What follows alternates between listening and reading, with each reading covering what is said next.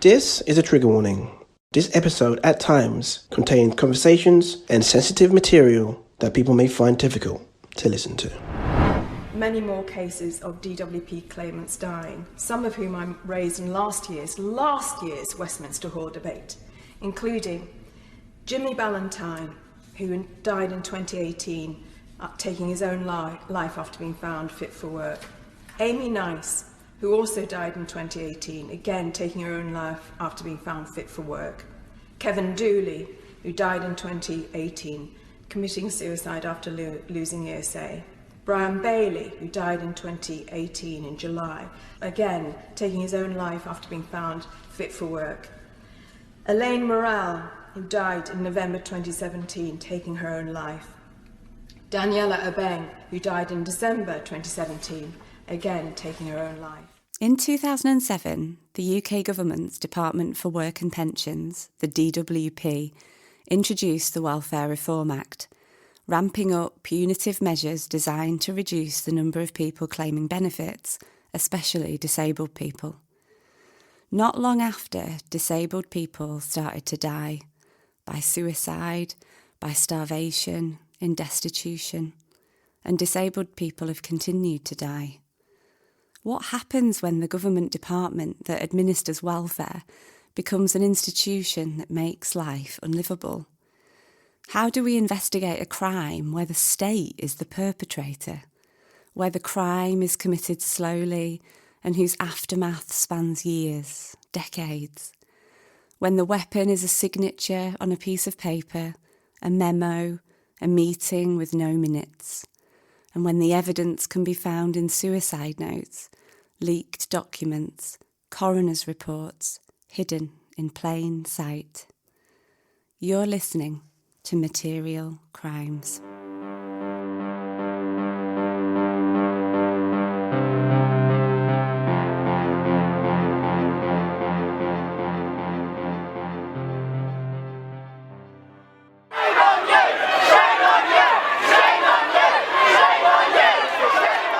An endless tirade of abuse of disabled people, calling us scroungers, benefit cheats and work shy. On Tothill Street, in the heart of London's Whitehall, sits Caxton House, the office for the Department for Work and Pensions.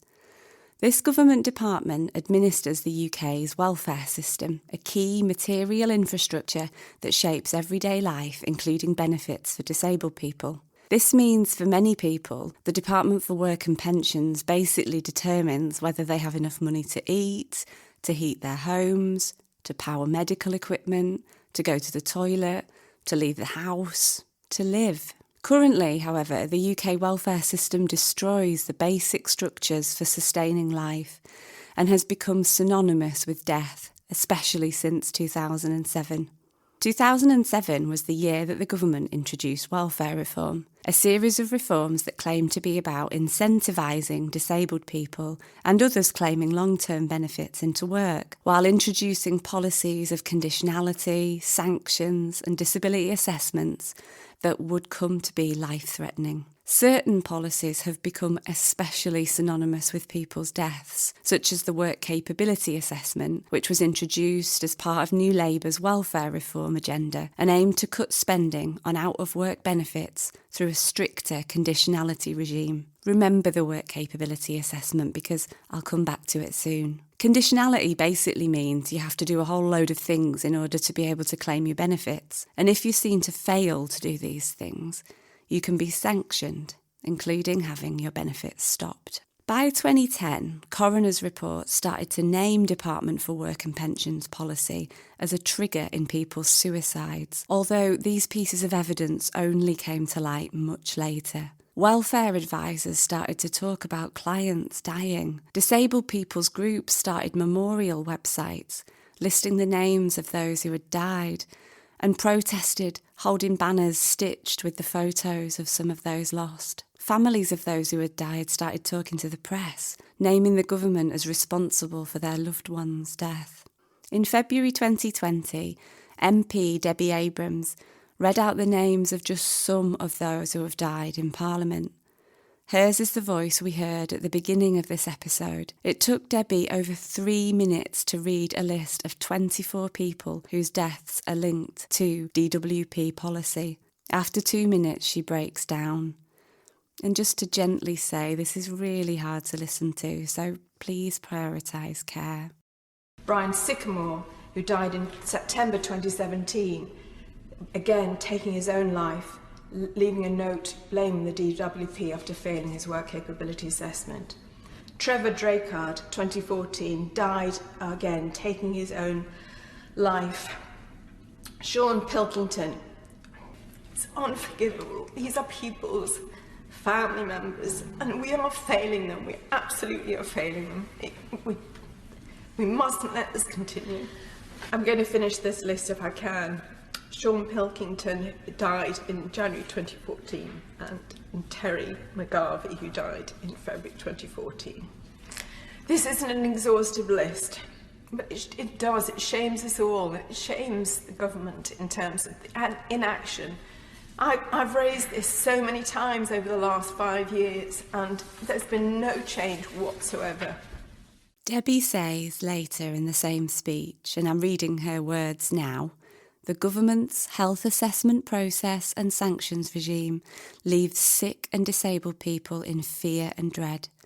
We also know that in 2013, the death rates among people on incapacity benefit or employment and support allowance were 4.3 times higher than those in the general population. Debbie says something else that sits at the heart of the reason I started investigating people's deaths linked to the welfare system. When reading out Brian Sycamore's name, a disabled person who took his own life, she mentions that his suicide note blamed the Department for Work and Pensions and its punitive work capability assessment. And Brian's suicide note is far from the only one. I'll never forget seeing an image of the suicide note of Stephanie Bottrill in an article by the BBC in 2014. Stephanie was a 53-year-old woman who, after being subjected to the bedroom tax, which was the reduction of your housing benefit if you have a spare room, she killed herself.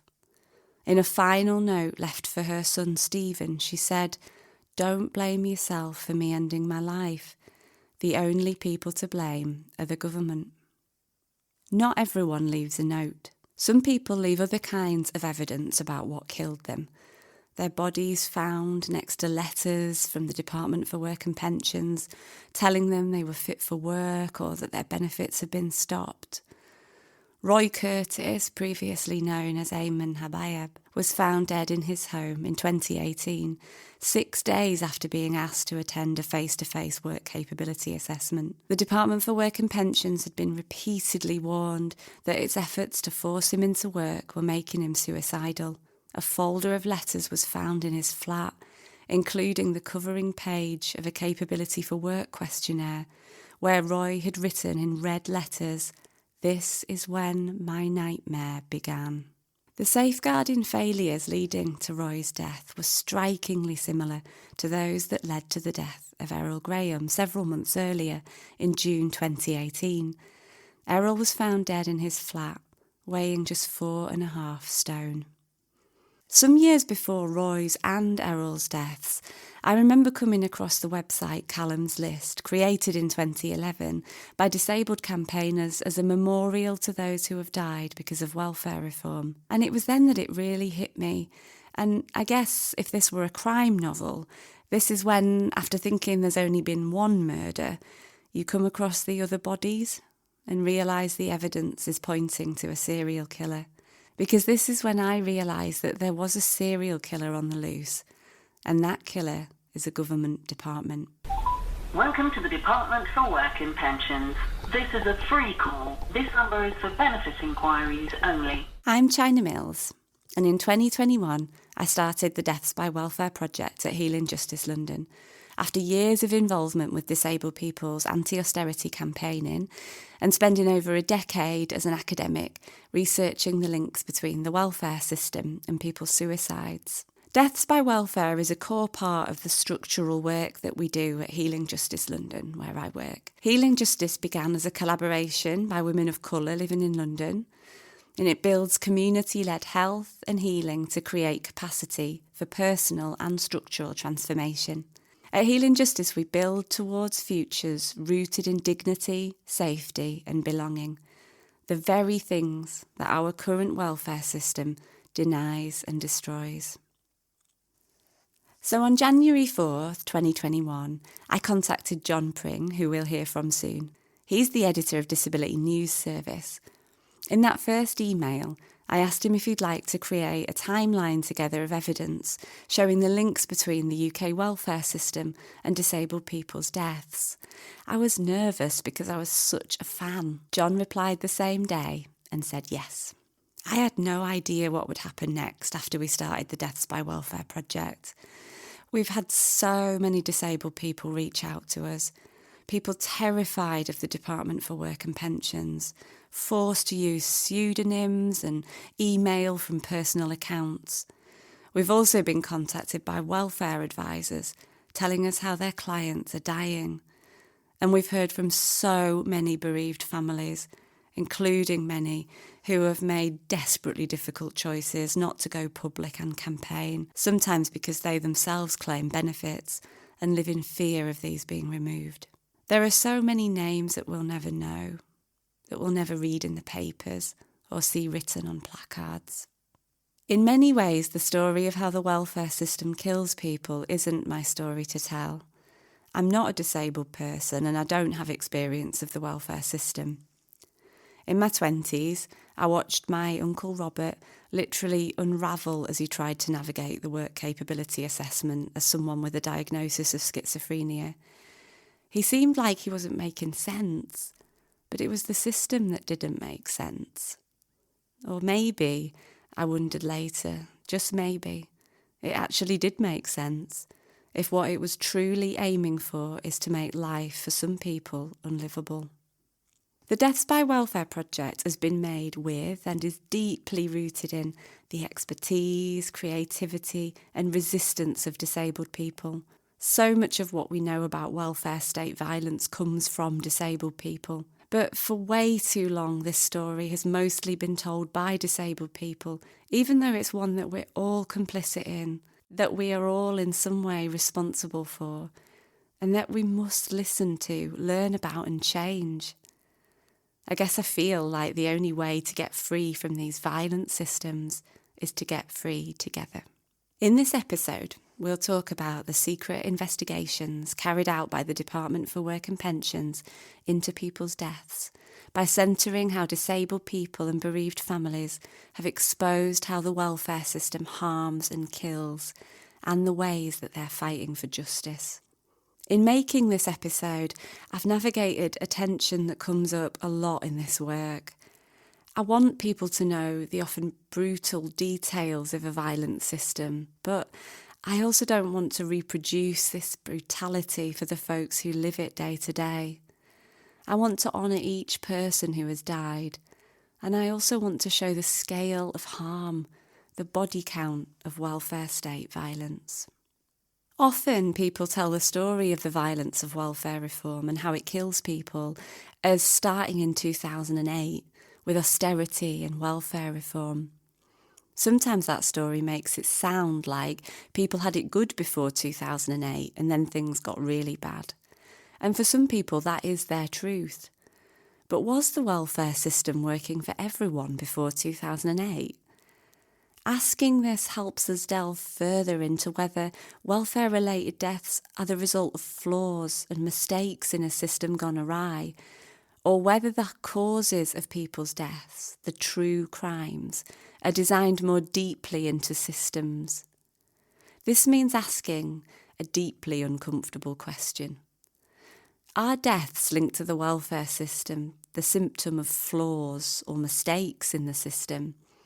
Or are they a sign that the system is functioning as intended, a feature, not a bug? It all started really with the activism from disabled people and user-led research in the early 2010s.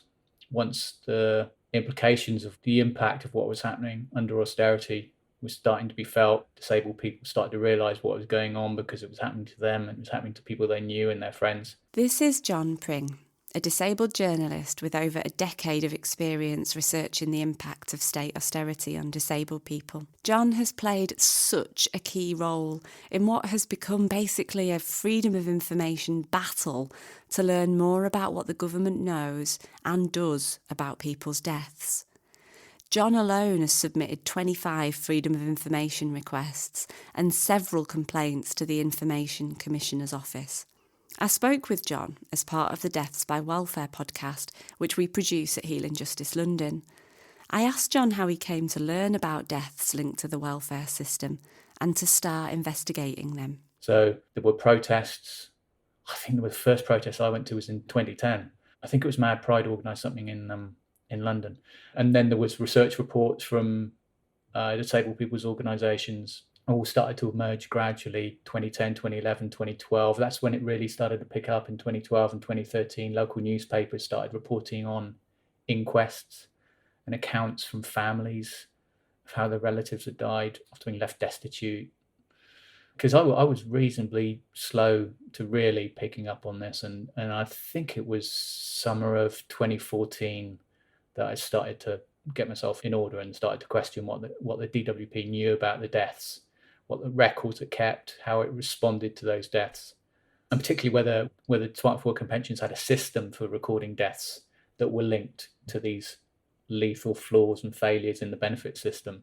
I had a light bulb went on and thought, okay, let's see what they do when they get a death, how they record it. And they started denying that they had any way of doing it. And I think it was a Lib Dem minister, I think Steve Webb, who was a pensions minister, so we didn't really have much to do with this. But the Conservative Minister for Disabled People, Mark Harper, said DWP's right to ignore these kind of deaths, and we don't keep details, we're right not to do so. But then the following week at the Lib Dem Party conference, Steve Webb insisted that when these cases come up, clearly when we're aware of cases, they do get looked at. And it was then that the DWP finally admitted that they did investigate some benefit-related deaths. And then the Freedom of Information started with trying to find out how they did this, how many, when, can I see them, all those kind of things. And then that kind of started that ordeal of trying to squeeze information from the DWP, which is just, I wouldn't recommend it to anybody.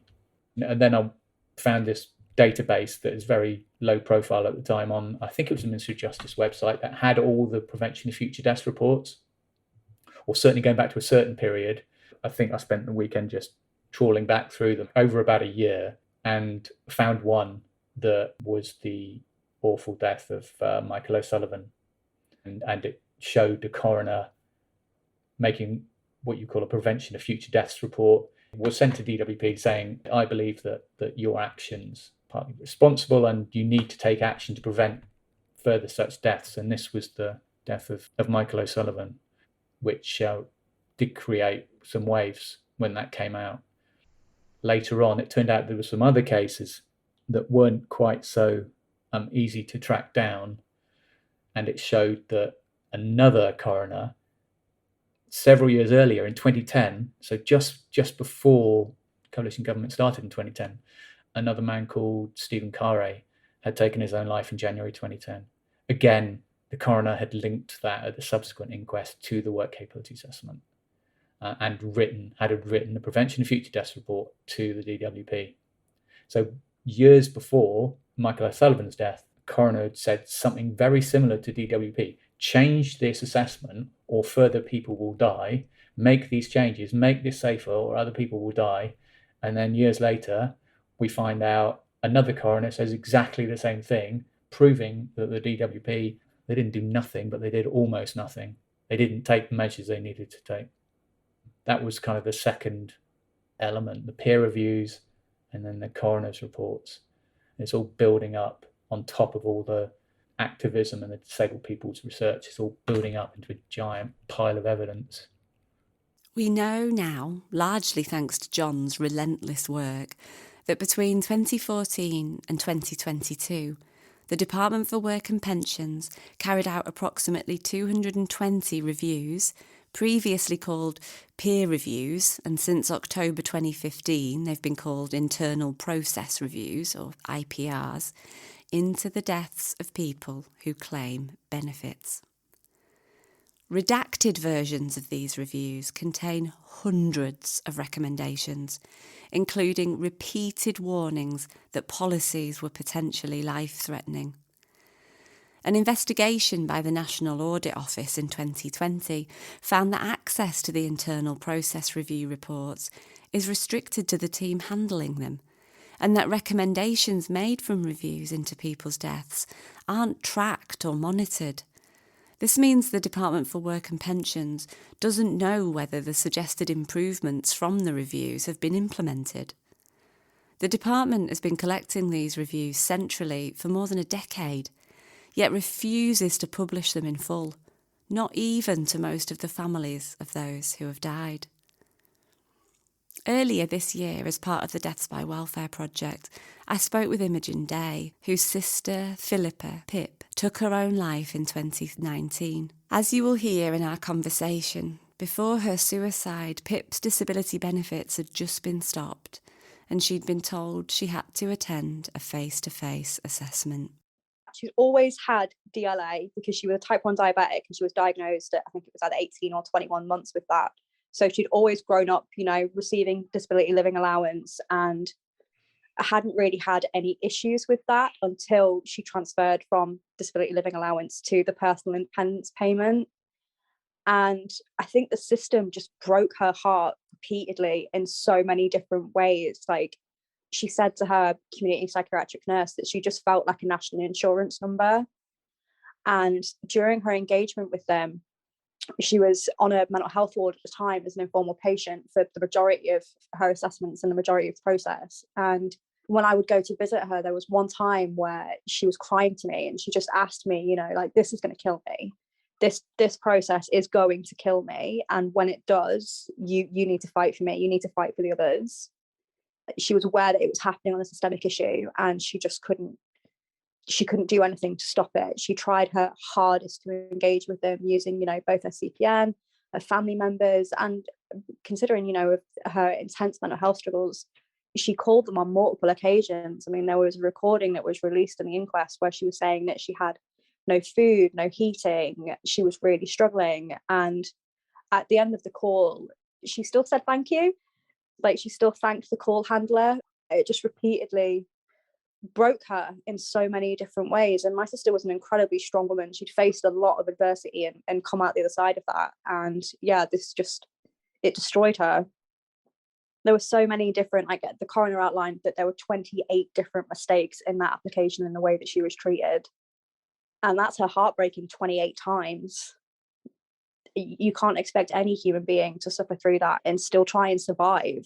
What was it like to see that internal process review? And it was painful but necessary, because we as a family, we needed to know that there was nothing else that we could have done. We needed to know that there were these external forces at play here. So yeah, it was painful, but definitely necessary for my own grief recovery. And presumably then so many families just don't even know if one was carried out into their loved one who's died, right? Absolutely. And I can't imagine the pain of that, of having all of those, having the internal process review kind of silenced my nighttime questions right before I was going to sleep of, could I have done more, of what would have happened if I had done X? And I really feel for the families that still obviously have those, going to sleep anxieties and don't have answers. It made it incredibly clear that we as a family had done everything that we could have done, and that it was a governmental system that had let her down. Before she died, Philippa Day told her sister that she knew the assessment system was going to kill her. She said she felt that they were pressuring her to kill herself and felt that she didn't matter because she was disabled. You might remember me mentioning the outsourcing of disability assessments earlier in this episode. To really understand Philippa's story, we need to know more about the work capability assessment and unravel how the government began systematically outsourcing disability assessments to private contractors. The work capability assessment was introduced in October 2008 to assess entitlement to employment and support allowance, or ESA. That's a benefit for people who are unable to work due to disability or ill health. This was a key element of the new Labour government's welfare reform agenda, which was introduced with the intention of cutting spending on out-of-work benefits through a stricter conditionality regime. These assessments are outsourced to private companies to carry out, companies like Atos, Maximus and Capita. For the Deaths by Welfare podcast, I spoke with Rick Burgess about his experiences of being subjected to the work capability assessment.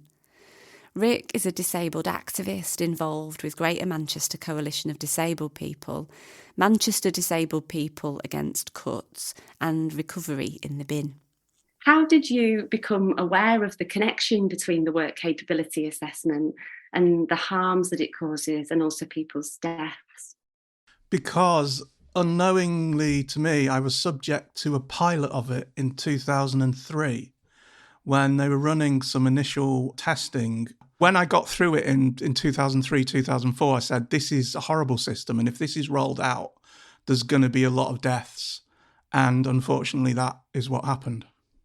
Progressively over time, not only have they kept this not good assessment, being very diplomatic, shit assessment, monstrously cruel assessment, but they've also tightened other things around it so that cumulatively, the cumulative impact on people is extremely nasty. And that is why there are suicides, because it's just unbearable. I mean, the last time I went through one was end of 2011, and 2012, I barely survived that year. That was probably the closest I came recently to suicide. And I've probably been through, 4 or 5 WCAs. They're a state tool that has been used by contracted private corporations, Atos, Maximus, Capita, in order to reduce entitlement, lower costs, and keep sort of a complex system where you can't really grab who's responsible for doing this to me. And it's like, oh, it's that department, it's this unnamed decision maker. Oh, it's this corporation over here. Oh, it's this, it's actually a really horrific example of, a highly privatized government system as well, where it's just impossible to actually get a handle on the bureaucracy that's oppressing you. There's been so many deaths that, this, I always say, the first death, that could be a mistake. The 10th death, okay, some unfortunate mistakes. It's a big system, 100 deaths. Okay, they didn't have time to get ahead of it. The 303rd death, that's getting a bit weird. The 407th death, they've had reports back. They're keeping doing this. The 1,247th death, well, they know what they're doing. So this now becomes malice. I think it's useful to think in terms of democide, which is sort of, if genocide is mass murder, then democide is mass manslaughter. It's not so much killing people, but taking away the necessary elements a human needs to survive in a society and subjecting them to, absolutely inhumane conditions cumulatively. So when you take away the, benefits, when you subject them to oppressive assessments, when you have them demonised in the press, and you do that repeatedly for years and years and years. We're now 14 years into this process. That's not an accident. That's not a passing fad. That's a cultural democide against a demographic. That demographic being disabled people, benefit claimants. Democide is the murder of people by government. As Rick reminds us, a key weapon in these murders is government outsourcing of disability assessments to private companies, making it almost, and I'm quoting Rick now, impossible to actually get a handle on the bureaucracy that's oppressing you.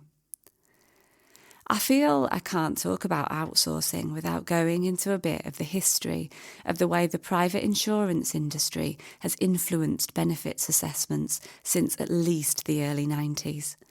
And to do that, I need you to witness the dehumanising words of Peter Lilly, then Secretary of State at what was the Department of Social Security in John Major's Conservative government, giving his speech to the Tory conference in 1992.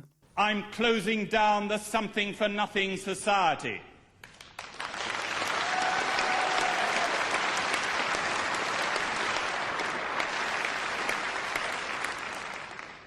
This summer I announced tougher rules affecting so-called New Age travellers. Most people were as sickened as I was by the sight of these spongers descending like locusts, demanding benefits with menaces. We are not in the business of subsidising scroungers.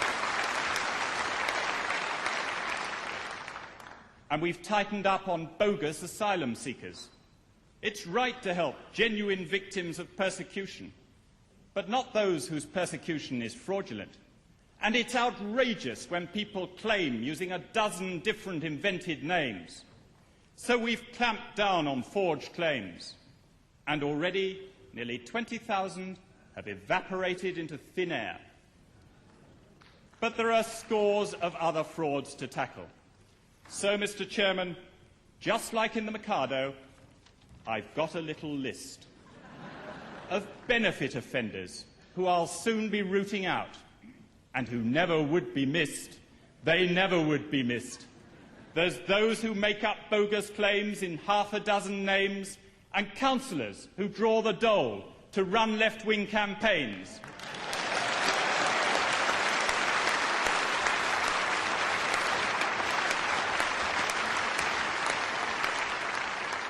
They never would be missed. They never would be missed. There's young ladies who get pregnant just to jump the housing queue, and dads who won't support the kids of the ladies they have kissed. And I haven't even mentioned all those sponging socialists. I've got them on my list, and there's none of them be missed. There's none of them be missed.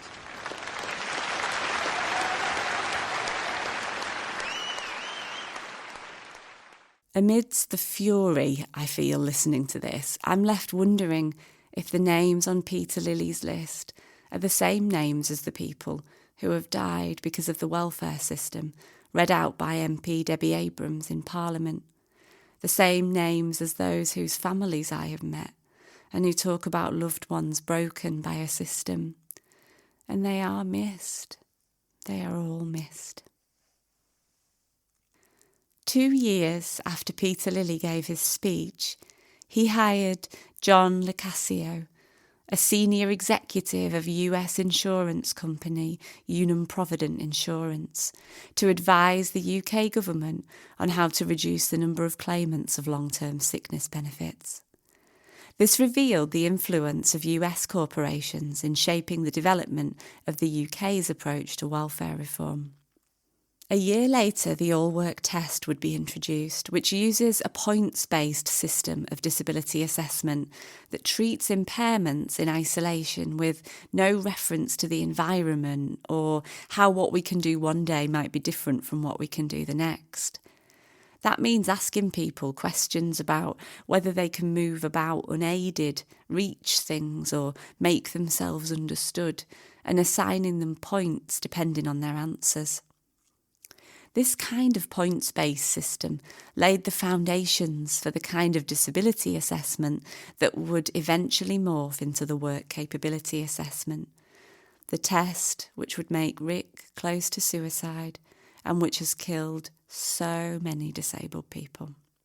John LoCascio would play a key role in suggesting that so-called malingering, essentially pretending to be ill or exaggerating symptoms, is a lifestyle choice for many claimants of long-term sickness benefits. You can see where this is going, right? This is an idea that drives home the way that so-called benefit fraud was used to justify deeper involvement of the private insurance industry in UK welfare. In fact, within a few years, disability assessments were being outsourced to private companies. And here, the story gets even harder to tell because outsourcing makes for a complex bureaucracy that seems to me intentionally hard to follow, especially because it makes it even harder to trace cause and effect and accountability for people's deaths. My struggle to explain this in a way that doesn't give you a headache is exactly how the bureaucracy of welfare infrastructure is violent. The first company to get the contract for disability assessments was CIMA, who would come to be taken over by Atos. Atos then became the sole provider of the government's assessment contracts, winning a £500 million contract to carry out the assessments from 2005 to 2010, with further extensions that took us all the way to 2015. Ellen Clifford, who's a campaigner for Disabled People Against Cuts, or DPAC, and the author of the book The War on Disabled People, said that this had the effect of massively reducing transparency and allows the government to avoid accountability for wrongful assessment decisions and punitive processes. So outsourcing disability assessment is a key way that government distances itself from the deaths its policies cause. And it's also the part of the grinding bureaucracy that is most synonymous with people's deaths. Recent investigations by The Big Issue have shown that according to former disability assessors, so the people doing the assessments, who have worked for these companies, say that the system is target-driven and, in their words, is soul-destroying because it's designed to catch people out. Former assessors told The Big Issue that there's pressure to ramp up numbers, with little empathy for vulnerable claimants, leading to people being refused support or facing a distressing appeals process. One claimant said it drove him to severe psychological distress to the point of being suicidal. The trained healthcare professionals claim that disability assessment, and I'm quoting them, run as a business. It's not run to help people. As long as it's run like that, nothing will change. It will remain target-driven. It will remain profit-based. It's not putting the best interest of the people using the system at its heart. End quote. If you're finding this hard to follow, that's because it is.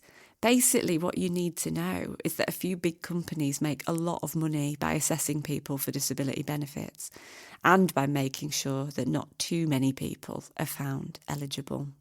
If this were a crime novel, privatisation and outsourcing is like the part where we realise that a hitman has been hired.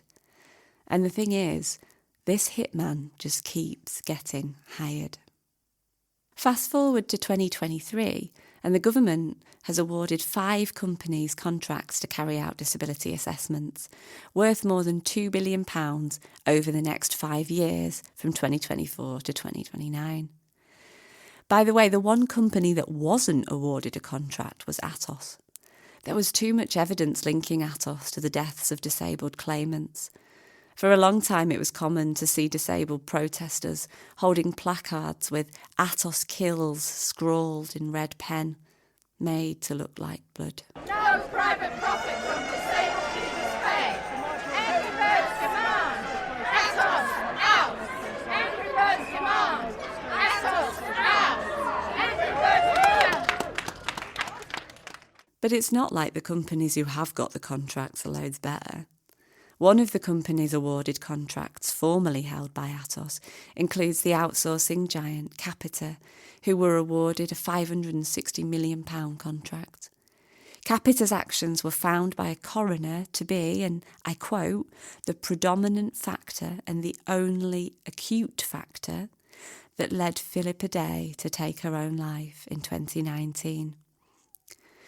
Philippa's sister, Imogen, explained to me, Capita are the DWP's outsourced partners, and they do a lot of the busy work and some of the assessments, and they handle a lot of the calls that come through regarding claimants and questions that they might have. And there is no communication between Capita and the DWP itself. And that was the main issue in the inquest, was things were being told to Capita, and then Capita was not informing the DWP of, like different phone calls that they'd had with PIP's CPN or things like that. And that was one of the main proponents of the inquest, was that the communication between them was sorely lacking.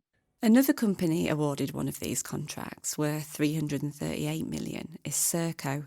On Serco's website, they say they specialise in border control and detention centres to housing and welfare support, including running immigration removal centres in the UK, such as Yarl's Wood and Brook House at Gatwick Airport. This was previously run by security company G4S. Suicide and self-harm is hardwired into immigration detention. Documents released under Freedom of Information legislation show that staff at Brook House, which is run by Serco, have used physical force to prevent suicide attempts and self-harm. To understand these connections between disability assessments and the immigration regime, we need to go back to 1999, when the Immigration and Asylum Act received royal assent. This was just a few years after Peter Lilly was talking about what he calls scroungers and tightening up on bogus asylum seekers. And yes, that is an actual quote from him. It was also still more than a decade before welfare reform and its impact on disabled folks. The Act saw the introduction of no recourse to public funds, a policy which explicitly weaponises welfare by denying support to undocumented folks and became a test case for punitive welfare reform. There was definitely something about that act, about basically saying we can be incredibly horrible to a part of the population, and we can justify that enough with our friends in the media that enough people will go along with it, that we can do it. And when they saw they could do that to refugees, asylum seekers, as well as, they were happy to continue being horrible to them, they also then thought, could we start cutting other groups off from the sort of the support that they'd got used to in the sort of post-war settlement of, the NHS and social security. This is the thing. The name of the department used to have social security in it. It is now called work and pensions. And honestly, it seems like a stupid, banal, simple point. But you know what? They removed the word social security. That is significant. Mansha Mirza reminds us how key to the demonisation and dehumanisation of asylum seekers, black women living in poverty and disabled people is their portrayal as being dangerous, fraudulent and as welfare seeking. In saying this, Mirza shows how ableism connects with racial capitalism and colonialism, and how these are foundational to the nation-state and the welfare state. And over 2 decades before the financial crisis, in their 1985 book, Heart of the Race, Black Women's Lives in Britain, a book that reads like a prophecy of the further harm to come. A prophecy born of deep insight and lived experience of decades of historical harm. Beverly Bryan, Stella Dadzey and Suzanne Scaife show that black women have long questioned the power of the welfare state. They say, there is no single area of our lives which better exposes our experience of institutionalised racism than our relationship with the various welfare services. Here we deal regularly with people who are vested with the power to control, disrupt and intervene in our lives on behalf of the state. We learn from them that welfare, and this is quoting them, is deliberately designed to make us believe in the myth that we live in a society that is fundamentally humane. They also teach us that black feminist activism can't be confined to campaigns against cuts. If we only mobilise around cuts to welfare services, we might overlook how harmful those services can also be. Many of us know that our lives can be saved by something that also harms us. Yet, here too is tension.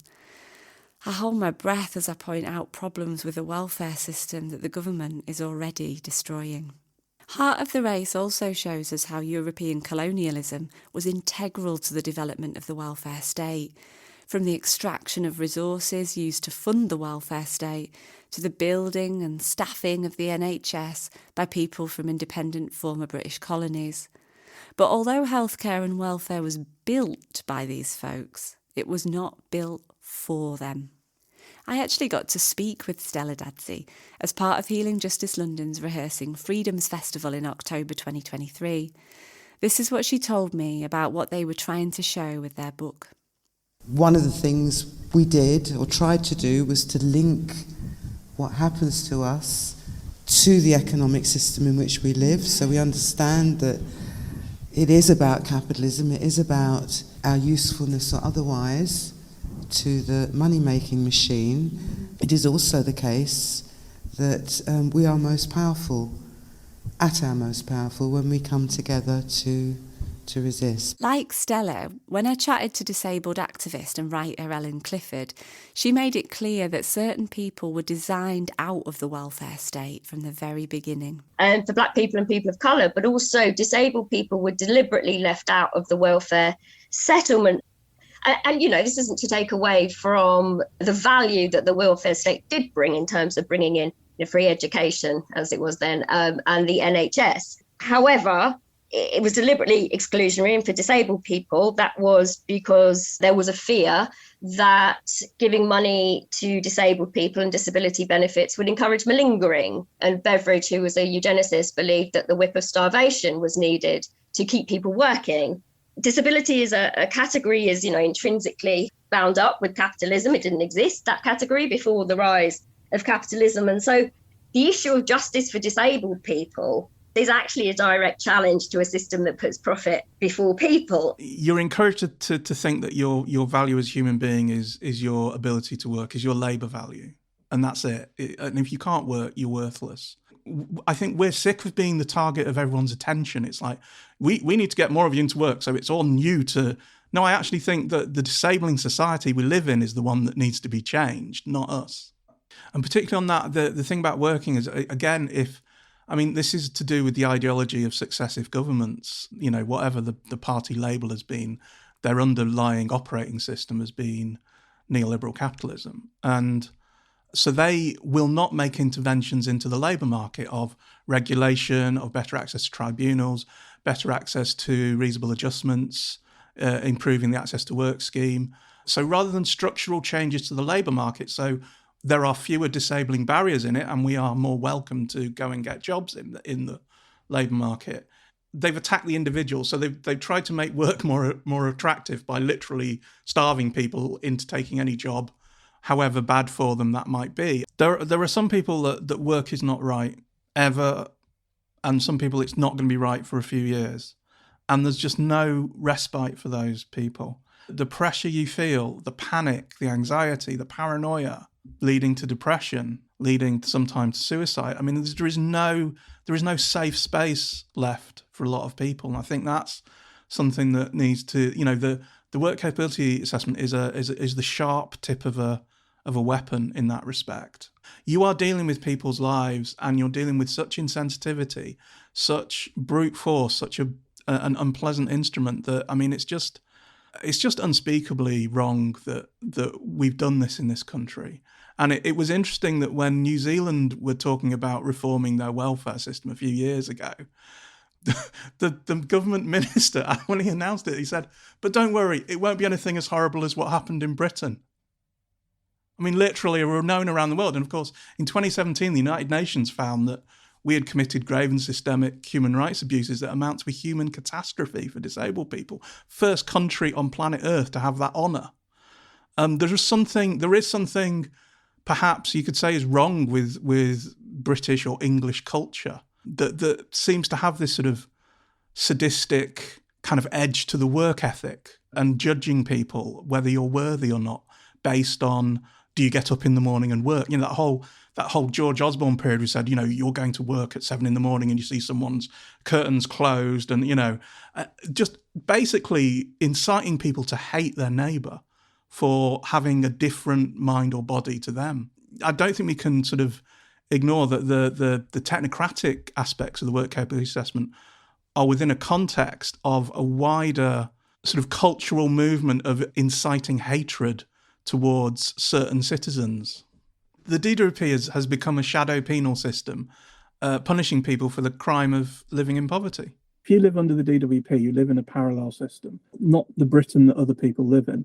It's a police state. We will track you down, we will find you, and we will bring you to justice. I've been here at Dawn to see for myself a joint operation, a raid that's been carried out between the DWP Economic and Serious Organised Crime Team and the Metropolitan Police to make sure that we bring to justice fraudsters who are cheating our benefits system. When I first saw the video you just heard, which opens with an image of raid police and then moves into a shot of then Minister for Disabled People standing in a bulletproof vest in front of a police van. I thought it was an eerily well-made spoof, but it's real. And it shows the tight connections between the welfare state and policing. And this goes so far back, like all the way back at least to the 1800s and England's new poor laws. The poor laws introduced the building of workhouses and the workhouse test, a regime designed to be so awful that it would deter people from seeking relief in the first place. Here's an example. Describing workhouses, the Poor Law Commissioner's report from 1834 says that, and I'm quoting, "Into such a house none will enter voluntarily. Work, confinement and discipline will deter the indolent, providing an unerring test of the necessity of applicants." Fear was written into the infrastructure of workhouses and policy, where basically the only way of proving you were destitute was if you were desperate enough to enter the workhouse. If this all sounds familiar, that's because the new poor laws laid the foundations for the ideas about poverty and undeservingness that continue to shape policy today. These laws instituted the idea of paid work as the measure of human worth, where those who can't or won't work and therefore need state support are called burdensome. The idea of the burdensome disabled person, of the so-called benefits scrounger, has for so long justified diverting public resources away from poor people, especially racialised and disabled people. And such stigmatisation provides the perfect cover story for the crime that we've been investigating, because it's much easier to kill people who have already been framed as disposable. In fact, you can do so with almost complete impunity. Disabled people find themselves at a very specific juncture with capitalism, where we are asked, are we of any use? And if not, we ask, can we live? We are asked to prove over and over if we are deserving of what we need, sorted into deserving and undeserving recipients. It might be that we need financial support because we can't work in the ways that capitalism tells us we must. Or it could be a PIP application, a deficit-based assessment that is interpreted as confirming whether or not we are in fact disabled enough. It is supposed to acknowledge and help with the thousands extra that it costs to be disabled in this world. And it's meant to be a tool that allows us access to other support. How devastating then, when after spilling out our most inner world, our biggest struggles, our information that is judged and stigmatized, how devastating to not be believed, to be left rejected and destitute. In other words, to be told, no, you cannot live. I first heard Tumu Johnson speak at a demo organised by Sisters Uncut against the routine and systemic violence against women in the police force, where she named the Department for Work and Pensions as one arm of state violence, and I was like, I need to learn more from this person. Tumu is currently a co-director at the feminist disabled women's collective Sisters of Frida, and has been involved in feminist organising around abolition and the continued struggle for disability justice. In October 2023, Tumu took part in a public conversation about welfare state violence as part of Healing Justice London's Rehearsing Freedoms Festival. We see a spectrum of control exerted by the welfare state. The connections between the different sites of violence are compounding in nature. There is a repetition, a pattern, a relentlessness present which is designed to wear people down. So how can policy wear people down? How does it make people feel suicidal? Welcome to the Personal Independence Payment Inquiry Line, part of the Department for Work and Pensions. We are sorry, but all our customer service agents are busy at the moment. Please hold, and we will answer your call as soon as possible.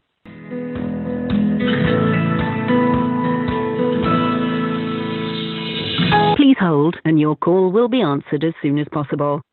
So when I first claimed job seekers allowance, I didn't have a clue what a benefit sanction was. There was nothing in the forms to explain what a benefit sanction was. But you quickly learn, once you've gone through the experience. This is Ben, and that's not his real name.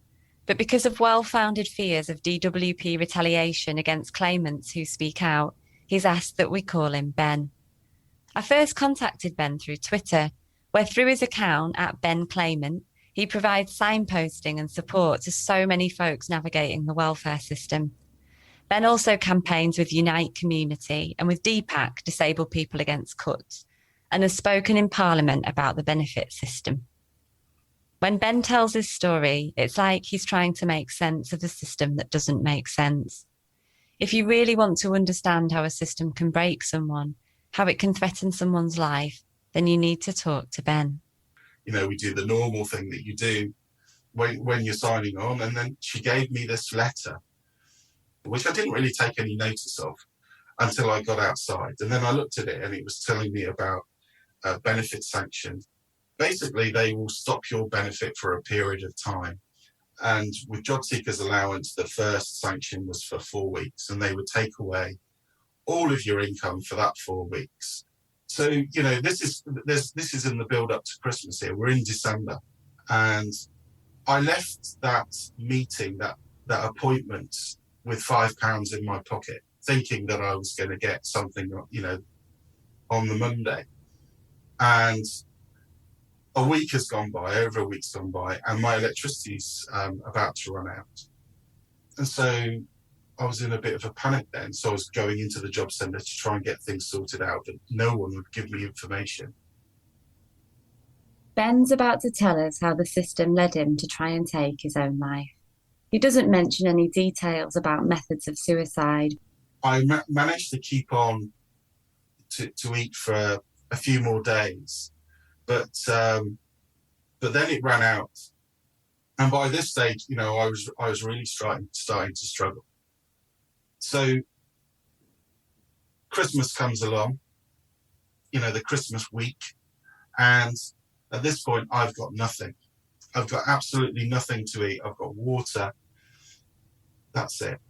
And as soon as it gets dark, I'm trying to go to sleep. But, you can't really sleep. Not in that situation. You try. It's the nights become really, really long. And something just broke within me at that point. So if I can move forward to the new year, and I've got another appointment with this lady, this work coach. So the work coach said to me that the sanction indicated to her that I didn't have a work ethic, and therefore she wanted to put me on this work fair. So it was doing 4 works for free with a local company. But at that point, I stopped listening to her. It was just too much. I couldn't cope. We did go through the rest of the meeting, but I just don't know what she said after that. And I just made a beeline. I went home and tried to take my own life. I've spoken to so many people who, like Ben, have been or continue to be suicidal because of the system. And like many disabled folks, Ben speaks out about the system to try and change it for others. In conversations with Ben, with John Pring from Disability News Service, with folks at Healing Justice Ldn, I've been thinking for a long time about how the murder of disabled people claiming benefits is committed through slow, bureaucratic violence. The delayed effects of harmful policy means someone might die months or years after a policy is introduced and miles away from where the paperwork was signed. This makes cause and effect almost impossible to prove. These murders are also enabled by state-crafted dehumanisation of those who will die, making welfare state violence the perfect crime, because it makes life for certain groups unlivable, creating the conditions that lead some people to kill themselves. This is something I spoke about with John Pring and Imogen Day as part of the Deaths by Welfare podcast. Just as a reminder, Imogen is the sister of Philippa Day, who took her own life in 2019 because of how she was treated by the welfare system. Also, I mean, I know one of the things we've talked about, whether this happened by design or by mistake, it's not by mistake. They've been told this by disabled people, by coroners, by their own internal process reviews. They've been told it in Parliament, on the streets, by activists, by researchers. The warnings and deaths in the 1990s. God, there was a clinical psychologist who spoke to me a few years back who worked on the work capability assessment in the 2000s, so in like 2006 or something. And he said at the time that everybody thought that the new work capability assessment would damage people. He said it was barn door obvious, it was never going to work, and it was always going to be very stressful for people. His impression right from the very beginning was that DWP was reckless and insistent about that direction it was going to take. It's continued over 3 decades. That was kind of right in the middle of it, but the evidence is all there. And now they're refusing to carry out research into the impact of their policies. They don't want the proof of what they're doing to people. Something that has really struck me the more I've delved into some of the internal documents from the DWP and all of the bureaucracy around this is that this isn't just something that you can see in retrospect. It isn't just something of the kind of privilege of looking back and seeing that something's going to harm people. Actually, there is evidence of this all the way along, really early, DWP own research reports finding that this almost like a prophecy of the harm that's to come, as well as disabled people forewarning this long before some of the deaths actually happened. It was all there. And that's what breaks my heart, is how preventable all of this was. Every single death was preventable, and not preventable by the families, and not preventable by peer support or anything like that. It was preventable by the system. Has there been any accountability for anybody over the last 30 years? Single person, single senior civil servant, outside advisor, or senior politician who has been held accountable for any of these deaths? None. There's been no accountability, ever. Not even a resignation. Hasn't even been a resignation.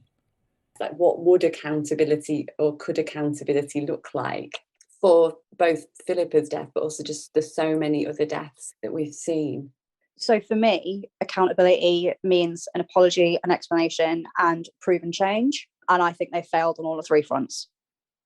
There needs to be a public inquiry into all the deaths going back 12 years, back to January 2010, starting with Stephen Curry's death. Clearly, that's what needs to be done, I think. Some activists have talked about at some point, maybe after a change of government, I don't know. Rick Burgess has talked about this, the idea of a reconciliation commission or something to examine everything, so to try and get some kind of clean start, a break. I mean, I think DWP is doomed as an organisation. It just can't justify carrying on all the harm it's caused. There has to be a new department. I don't care what the politicians say and how difficult it would be. It can't carry on with everything it's done, all the harm it's caused, all the deaths it's caused. You just can't. It feels like it's state-sanctioned eugenics of disabled people because of the amount of people that have died. We're not just talking about, a handful of cases that have gone wrong due to human error or systems. There's hundreds. When harm is recognised by the government, which isn't often, it's usually named as a mistake or a flaw, such as the 28 mistakes found to have led Philippa Day to take her own life, and which it took a coroner over 2 hours to read out during a 9-day inquest.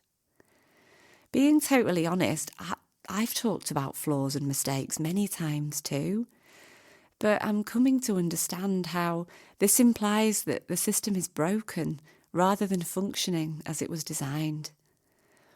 There's a risk that by talking about flaws, we channel our energy into tweaking and reforming violent systems that will continue to kill people. This sucks our energy away from finding existing examples of and imagining together life-affirming infrastructures. This needs to be a collective imagining, with brilliant people like Tumu Johnson from Sisters of Frida, who we heard from just a little while ago. Resistance to me looks like the demos and the banners and the lock-ons and the wheelchair blockades and the campaigns, the endless emails sent, meetings held, conversations had, thoughts shared, the sharing of knowledge from one disabled comrade to another. What I have learned, I have been taught with patience and generosity. It looks like the relationships that we build with each other, where we hold space for our own and each other's needs, where we relate in a different way, reject the idea that we are burdensome. It's deep listening to what others are experiencing and connecting with them in joint struggle. It's disabled folk bringing me food when I'm sick, and it's meeting lying down. Survival is also resistance. Sadly, not all folk have survived the violence of the welfare state, and holding them in spirit is so important. As many have said before, one death is too many. And with Ellen Clifford from Disabled People Against Cuts, or DPAC, who we also heard from earlier in this episode. We've done sort of similar campaigning within DPAC in terms of just trying to build awareness of the horrors that have been happening and the devastating impacts, and been fighting against that line you get all the time from the government. There is no causal link, which is so infuriating. You know, there's such a high expectation placed on us to prove the link and to give evidence. And, you know, it is important on the one hand that we make sure that the evidence we're using is robust, so it can't be used to discredit us, because they will use every opportunity. But at the same time, we can't let that stop us, because just one death is too many, and is important for us to get together and to fight. Our protests are usually similarly both, I suppose, angry, but also trying to use sort of creativity and, in a sense, humour to get across the points. And we will be in your face. You know, we have had coffins. There was, back in 2012, we did a memorial service outside Atos, because they were doing the work capability assessment at that time. And we had a coffin that was delivered. The pallbearers were wheelchair users, and it had letters inside from people about, you know, who'd experienced brutality at the hands of Atos. But we always do try and work with families to make sure that we're not, you know, expressing things in a way that they feel would offend or upset them. And, you know, we've worked closely, as Dolly has with Joy, with other family members, and they've generally kind of approved of, you know, the way that we're going about trying to build attention, because it's so horrific. And it's right that we're angry. There are people within the disability sector who get held back, I would say, and fall into the trap of wanting to appear reasonable, because they get told quite frequently in government, you hear ministers for disabled people talking about scaremongering and saying that we're scaremongering and we need to stop. And, you know, all the anxiety and distress that benefit claimants are experiencing is our fault, because we're making them think the system is more unfair. And there are people who think, well, the way that you engage and influence with government is to be reasonable. But if they don't want to listen, they're not going to listen, however you put across your evidence. But also, they aren't reasonable. They're violent. They create injustice. They've created a system that's deliberately designed to push people into poverty, because our lives are worth less to them than other people's. And so I think it's right that we meet them with a level of anger which is completely justified. I think it's also important, though, in those spaces to use, when we use maybe humour or creativity, because it's also a space where we're supporting each other, because we need to keep each other going.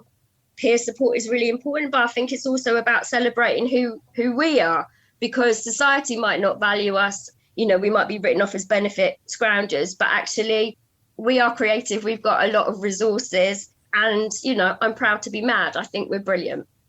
Imogen shares this hope too, as does Rick Burgess, whose voice will bring us to a close. This issue comes from the top down, and I think it's incredibly unlikely, but I would like to see, as John said, the entire DWP demolished and built back up from scratch, using a model of co-production and involving disabled people and involving claimants in what they would like the system to look like. Don't know whether or not that's realistic, but that to me is what justice would look like, is demolishing it and building it back up. with the hearts and minds of disabled people and claimants at the forefront. You know, as the saying goes, no justice, no peace, is we cannot accept that this was done to our community and just simply go, oh, that was fine. You know, there needs to be some justice here, I think. For us to relax in this country, we would need to see the end of the DWP. We'd need to see some inquiry, public open inquiry process, and we probably would like to see a few prosecutions of key people. If you think this doesn't affect me because I'm not on that particular benefit, that would be a really mistaken set of thinking. We have to be collectively showing solidarity and fighting this as one huge movement. I think that's worth remembering. It does not have to be like this. We can change it.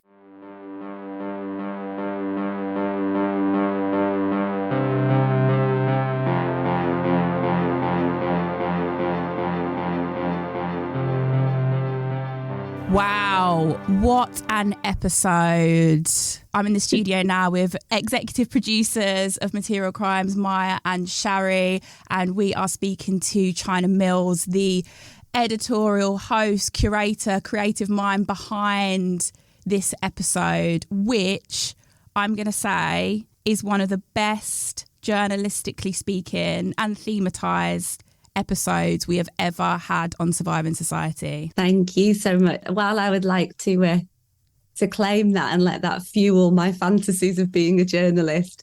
You have to know that this comes from a project where I've worked so closely with John Pring from Disability News Service, who is a disabled journalist, right? So I think this is a real shared project. But thank you so much. And thank you to Material Crimes for kind of seeing the link here and seeing how this can be part of understanding infrastructure as violent. So yeah, the Deaths by Welfare project kind of officially started 2021 when I reached out to John Pring, who's, as I said, the editor of Disability News Service. So John's a disabled journalist who's been part of disabled people's movements for a really long time, but covering like the harms and particularly disabled people's deaths that are linked to and caused by what's come to be known as welfare reform, or like welfare state violence, I think I'd probably call it. The work comes completely out of our involvement in disabled people's organising. So it was through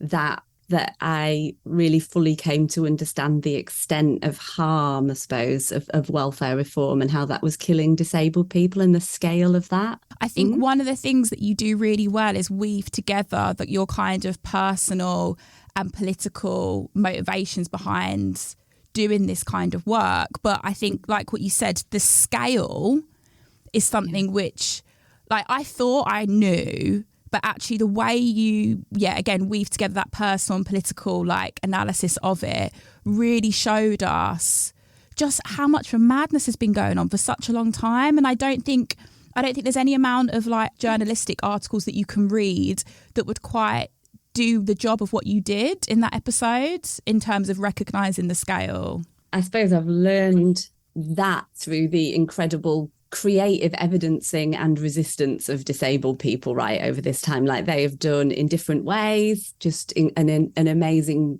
job of both telling the stories of individuals who have died, which I think is massively important, and holding people as individuals and what has been left behind, people's families, but also, like you're saying, the sheer scale.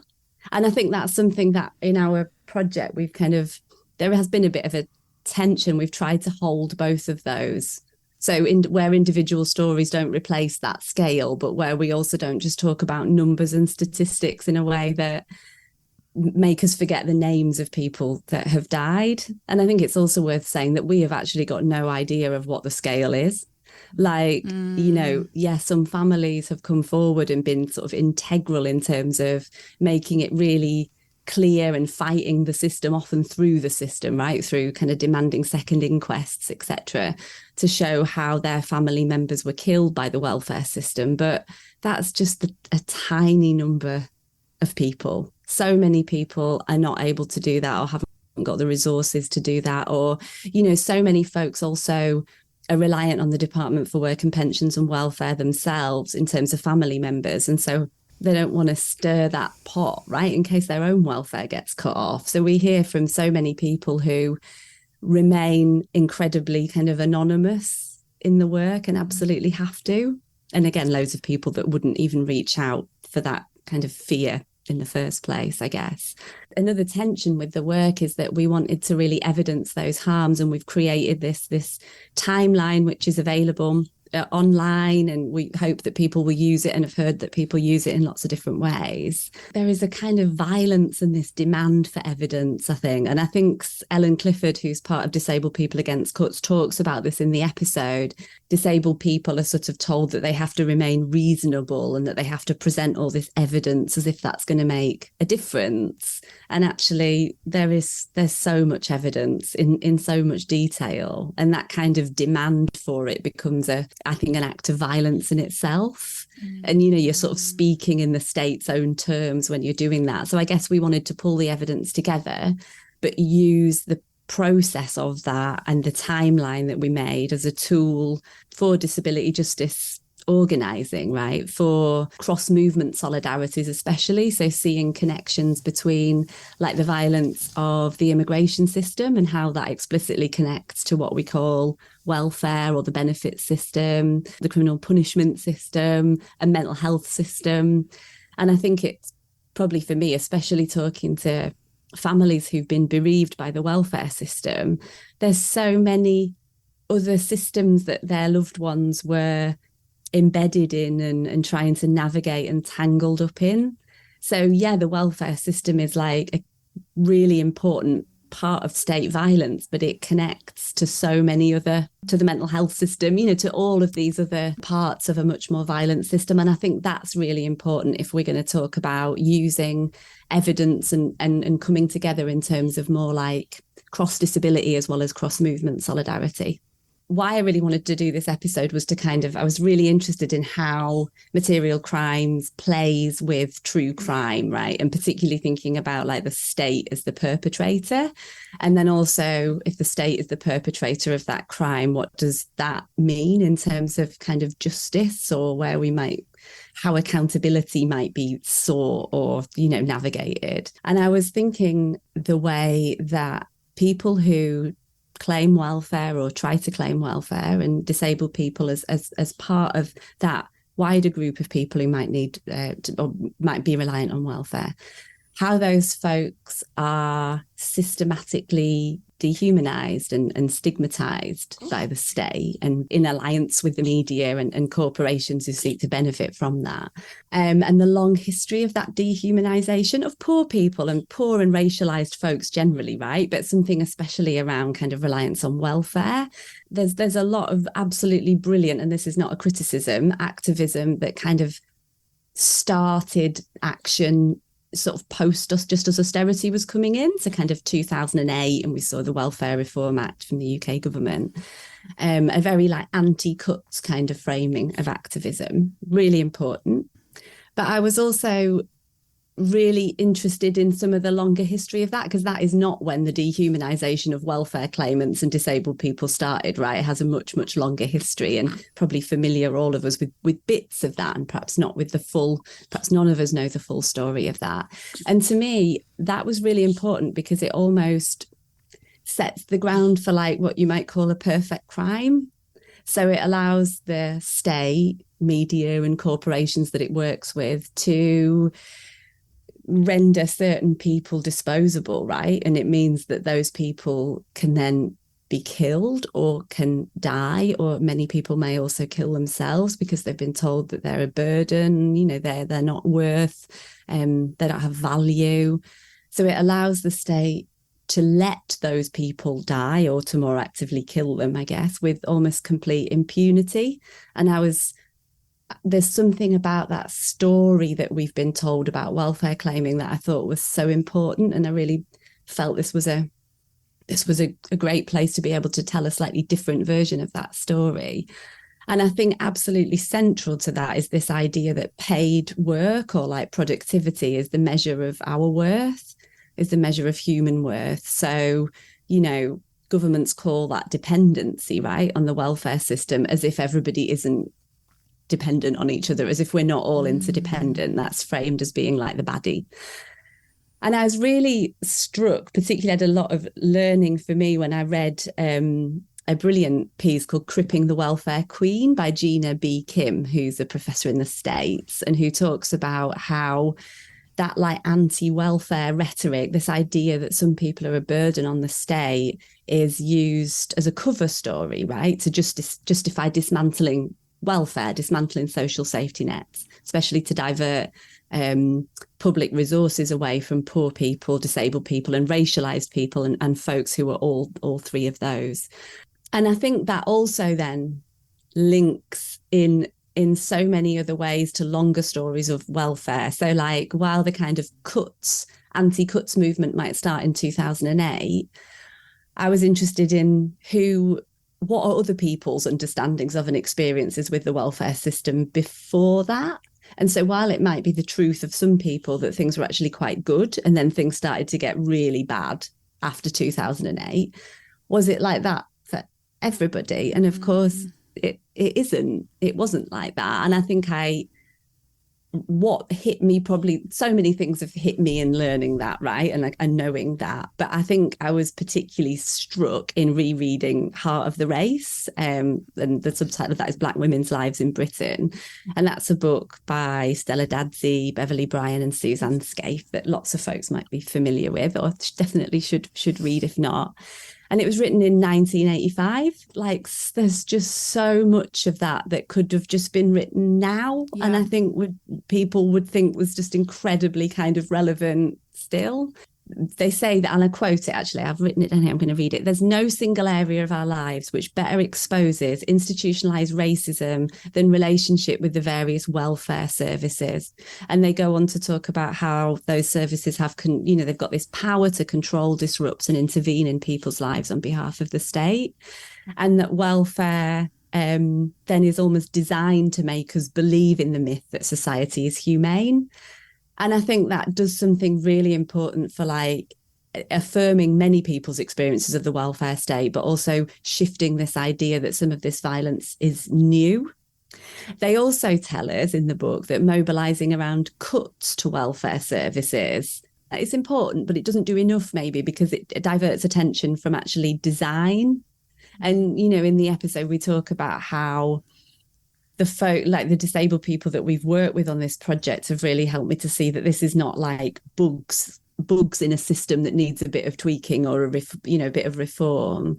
This is violence that's like baked into the foundations of the welfare system. Think about how the welfare system wasn't even designed for certain folks in the first place and is built on colonial extraction, legacies, etc.